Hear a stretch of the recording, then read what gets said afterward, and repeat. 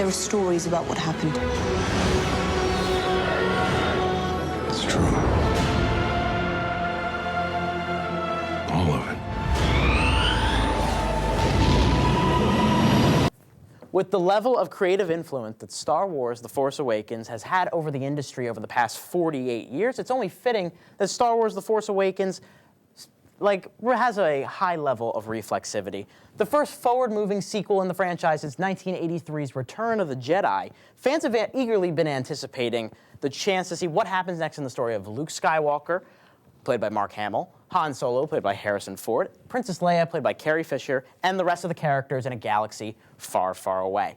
In an interview about The Force Awakens, Hamill talked about the future of the franchise, saying, quote, "Nothing's changed, yet everything's changed." For a film that's been so shrouded in secrecy, the biggest surprise of The Force Awakens is its ability to look forward and backwards in one simultaneous jolt.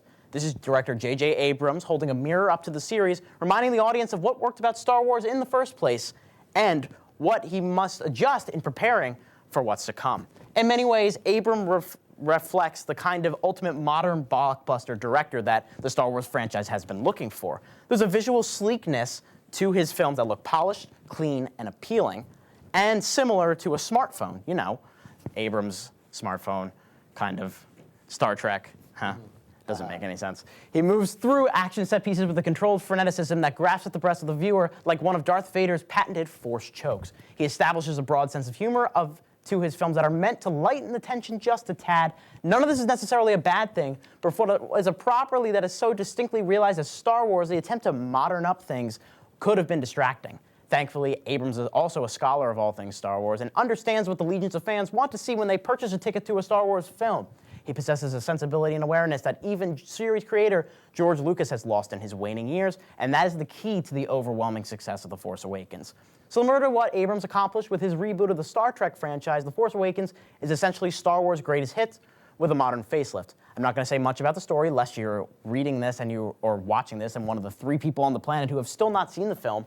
The script framework, written by Abrams and series veteran Lawrence Kasdan from a first draft by Michael Arndt, follows the essential beats of 1977's A New Hope. 30 years after Return of the Jedi, the struggle between good and evil has resurfaced, with the Resistance and the First Order standing in for the Rebellion and the Empire. The dynamics have changed as good reigns supreme for now, but the power-hungry fascism of the First Order looms large. We spend a sizable amount of time on the desert landscape Jakku, wistfully reminding us of the rugged, grimy planet of Tatooine where the Skywalker family grew up. There's more business to attend to regarding an important droid with important information that serves as a MacGuffin to get our characters where they need to go. This time, the droid is an adorable piece of marketing merchandising known as BB-8. We eventually visit a revisionist version of the Mos Eisley Cantina, the film's biggest showcase of the highly publicized combination of practical and computer generation alien background dressing. Slowly but surely, the similarities and references become more apparent as Abrams takes his time to get to the reveal of some of the most beloved keystones of the franchise, like the Millennium Falcon or Han Solo himself. At times, the reverence is distracting. There are 1 or 2 moments where the film just stops in its tracks to prod at the nostalgia, like the subject of idolization. There are plenty of story lapses and plot mechanics that don't fit if you're digging deep for them, but the Star Wars series has always worked better when looked upon with broad brushstrokes, and The Force Awakens fires on all cylinders in those respects. By the time we are reintroduced to all of our favorite characters in appropriately tearful and reminiscent fashion, the wheels are churning.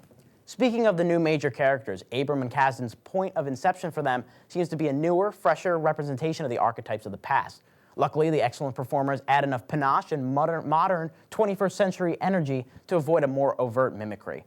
While mostly an ensemble piece, our protagonist is Rey, played by newcomer Daisy Ridley, an emotive, expressive revelation in her first film role, a scavenger who lives on Jakku and encounters BB-8. The droid belongs to Poe Dameron, played by Oscar Isaac, infinitely charming, the best fighter pilot in the Resistance. They all cross paths with Finn, John Boyega, perfect in comedic and dramatic peaks. A rogue stormtrooper is turned away from the First Order due to a traumatizing case of a soldier's conscience. They are all being hunted by Kylo Ren, played by Adam Driver, who is vulnerable but menacing, a temperamental fanatic of the dark side whose past is one of the key mysteries of the film. The Force Awakens is an old-fashioned adventure with the spectacle of a new-age blockbuster. It may be the most accessible film in the franchise to general audiences, but it doesn't sacrifice what the fans love the most about the series. When the computer-generated Millennium Falcon zooms through tiny crevices while the dynamic camera follows every swoop and whirl, as John Williams' nostalgic score blasts through the speakers, everything feels serenely precise. The glue that secures the strength of that connection is Ford, who gives a phenomenal performance in support of his sprightly co-stars.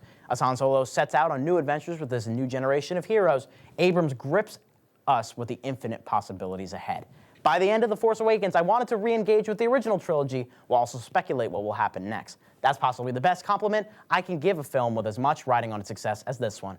The Force Awakens truly does give fans a new hope and delivers an entertainment adventure to satisfy a new generation of Star Wars enthusiasts. Technology never likes to work the first episode, does Nope. it? No, it doesn't.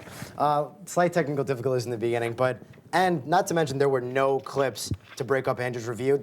Because of the marketing- secrecy of the marketing. Yeah, the marketing was so secret and shouted in mystery ways that we couldn't even get a clip for this. There was only a couple trailers, so really well done, Andrew. But moving on, I don't know if we want to talk too much about the story, just because I'm sure everybody's talked about it. I think what I covered should be enough. Yeah. I don't want to talk any specifics or anything like that. Yeah, no, Yeah.